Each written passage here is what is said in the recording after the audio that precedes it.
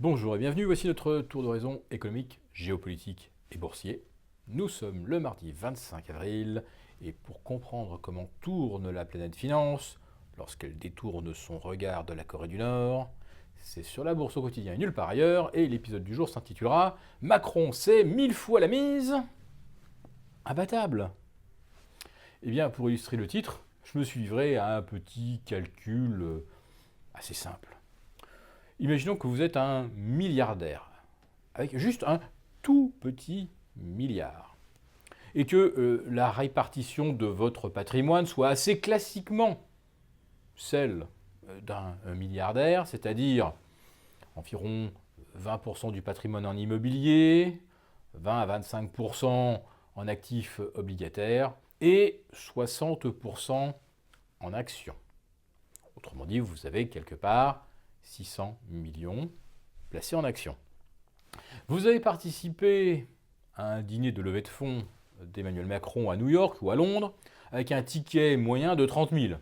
Là encore, je prends vraiment l'hypothèse médiane la plus classique. Alors, si vous venez avec votre conjoint, ça fait 60 000. Avec les cousins, on peut aller beaucoup plus loin. Mais bon, revenons-en à votre ticket de 30 000. Avec la hausse qu'on peut qualifier d'assez miraculeuse du CAC 40, de plus 5% par rapport à vendredi dernier, car ça y est, les 5003, on y est, eh bien, faites le calcul. Une hausse de 5% sur un portefeuille de 600 millions d'euros vous a rapporté 30 millions en un week-end, c'est-à-dire 1000 fois la mise, votre ticket de 30 000 dollars. Bon, tout ça pour expliquer que maintenant, pour les milliardaires, et qui n'ont pas qu'un seul milliard qui soutiennent Emmanuel Macron, leur capacité de financement de sa campagne est absolument no limite. Monsieur Macron peut-il être battu ? Certainement pas. Monsieur Trichet l'a confirmé ce matin. C'est une quasi-impossibilité. Les idées de monsieur Macron peuvent-elles être battues ? J'ai presque envie de dire non, puisque les idées, très précisément, il n'en a pas énormément. Ou alors celles de tout le monde, parce qu'il est souvent d'accord avec tout le monde. Oui, il faut alléger les charges des entreprises. Oui, il faut mieux rémunérer et mieux motiver les fonctionnaires, qui ne seraient pas d'accord avec ça. Il faut mettre plus de professeurs dans les écoles pour accompagner l'alphabétisation de 3 à 7 ans. Tout le monde en est d'accord. Faut-il d'une manière ou d'une autre alléger l'ISF ? Tout le monde également en est d'accord, même si idéologiquement, eh bien, l'extrême gauche ne s'y fera pas naturellement. Enfin, on a vu à quel point l'ISF a été contre-productif en faisant fuir plus de 60% des millionnaires et des milliardaires français. Donc, pour l'instant, les idées de M. Macron ne seront pas combattues parce que nocives, sauf qu'elles ne résolvent absolument rien aux problèmes de la France, de l'Espagne ou de l'Italie. Et ce problème, c'est une monnaie unique appliquée à des tas de pays. C'est tout le monde doit chausser du 42. Alors, si les Allemands chaussent du 40, ils sont assez à l'aise dans leurs chaussures. Mais ceux qui ont les doigts de pied un peu gonflés par la dette, l'Espagne, l'Italie qui chaussent du 44, du 45, du 46, l'euro à 42, c'est une véritable torture et on n'en sortira pas. Et là, véritablement, M. Macron ne propose à aucun moment d'entamer des discussions pour amener un rééquilibrage des échanges entre pays européens. Alors, faut-il se tourner vers un véritable fédéralisme ? Bon, certains y sont complètement opposés, y compris en Allemagne. Mais si on n'organise pas des transferts, si on ne rééquilibre pas l'euro, tout le monde va finir par suffoquer. Enfin, sauf évidemment les pays du Nord, le Luxembourg, qui engrangent des excédents. Et l'Allemagne, elle, eh bien, c'est la championne des excédents. Elle en détiendrait plus de 850 milliards sur l'Espagne, l'Italie, la France et quelques autres pays. Et la question qu'il faut se poser, c'est ces 850 milliards, en verra-t-elle la couleur? Et si elle n'est pas payée, que se repassera-t-il pour l'Allemagne? Ne ferait-elle pas mieux de lâcher du lest pour récupérer au moins une partie de ces 850 milliards d'excédents plutôt que de tout perdre? Ça sera peut-être une des thématiques de la campagne d'Angela Merkel, quoique pour l'instant, ça n'en prenne pas tellement le chemin, puisque l'attitude la plus largement partagée en Europe, c'est de fermer les yeux, ou telle l'autruche, s'enterrer la tête dans le sable, et sans même penser à se mettre un casque de réalité virtuelle. Donc, M. Macron sera probablement le futur président, mais avec aucune solution qui va réellement permettre à la France de redémarrer. C'est un peu comme s'il prenait une voiture qui a coulé une bielle et qui nous annonce que il va doubler la capacité du réservoir d'essence, qu'il va changer les essuie-glaces, mettre une meilleure sono à l'intérieur de la voiture. Et oui, c'est toujours plus joyeux quand on a de la bonne musique. Mais est-ce que la voiture va pouvoir démarrer et avancer? Cela, malheureusement, on en doute un petit peu.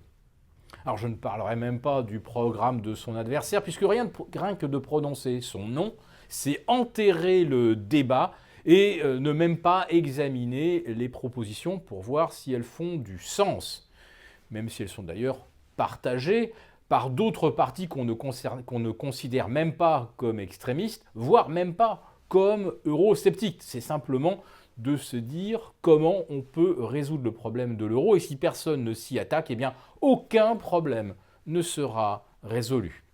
Alors j'ai prononcé le mot attaque parce qu'on se prépare peut-être aussi à une attaque sur la Corée du Nord si elle procède à un essai nucléaire pour le 85e anniversaire, donc 85e anniversaire de l'armée de Corée du Nord. Même la Chine a menacé Pyongyang en disant que s'il procédait à un nouvel essai nucléaire, ce serait franchir la ligne rouge. Qu'est-ce que ça veut dire? Que les troupes chinoises vont envahir la Corée du Nord? Certainement pas. Mais est-ce que ça veut dire que la Chine laisserait agir les États-Unis, frapper le pays? Avec quelles conséquences? Voilà qui pourrait bien troubler les marchés. Mais les marchés, eux, pour l'instant, n'ont Dieu que pour Macron. Et ce matin, le CAC 40 poursuit son envolée lyrique en direction des 5300. Alors, si on regarde ça sans faire le détail, on peut se dire que oui, ça y est, le mouvement, l'euphorie est parti, inarrêtable.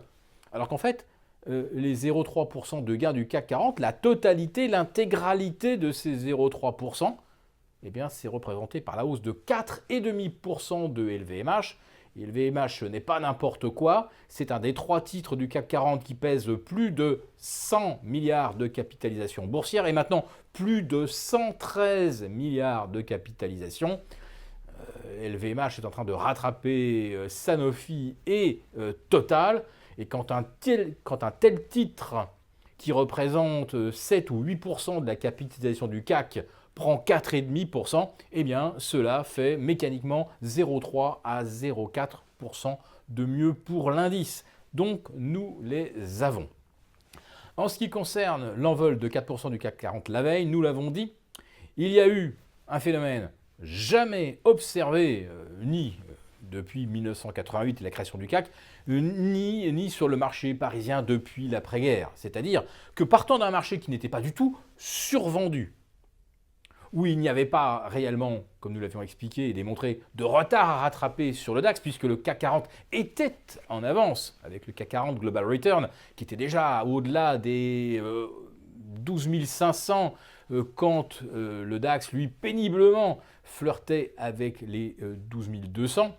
CAC et DAX furent créés le même jour, 1er janvier 1988, avec une base 1000. Donc on voit que le CAC n'avait pas de retard à combler, voire un petit pourcent peut-être de handicap sur l'Eurostoxx. Et d'un seul coup, le CAC 40 prend 4%. C'était donc ce qu'on appelle une hausse forcée. J'explique comment cela a été fait. À plus 2,5%, le CAC 40 retraçait son zénith annuel et donc testait une résistance, donc pouvait apparaître comme topiche et inciter les opérateurs à, on va dire, vendre la nouvelle, le fait accompli de la présence de M. Macron au deuxième tour, ce qui était déjà à 99% l'hypothèse privilégiée, mais à plus 4%, là, il n'y a pas de réflexion de la part des gérants. Ils se retrouvent avec trop de liquidités mécaniquement et surtout, leur logiciel analysant et découvrant le franchissement des records historiques absolus sur le CAC, ou des records annuels, mais bon, c'est plutôt des records absolus, eh bien, les robots payent. Ils ne peuvent rien faire d'autre que d'essayer d'ajuster les portefeuilles, les benchmarker par rapport à un CAC 40 qui s'échappe. Et il faut donc payer à tout prix, n'importe quel prix. Personne ne se pose évidemment la moindre question. Quant à la liste des valeurs à acheter, on le voyait bien, chaque fois que M.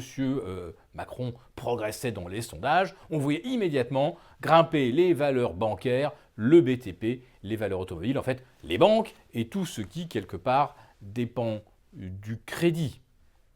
Mais les banques vont pouvoir essayer de distribuer autant de crédits qu'elles veulent si l'Europe ne résout pas le problème d'un euro inadapté, un euro qui fait du 42 pour des pays qui chose du 38 au 46, eh bien on ne se sortira pas d'affaire. C'est simplement qu'on pourra effectivement se faire plaisir en se disant que M. Macron va enjoliver le véhicule, mais il ne lui permettra pas d'aller très loin sur l'autoroute.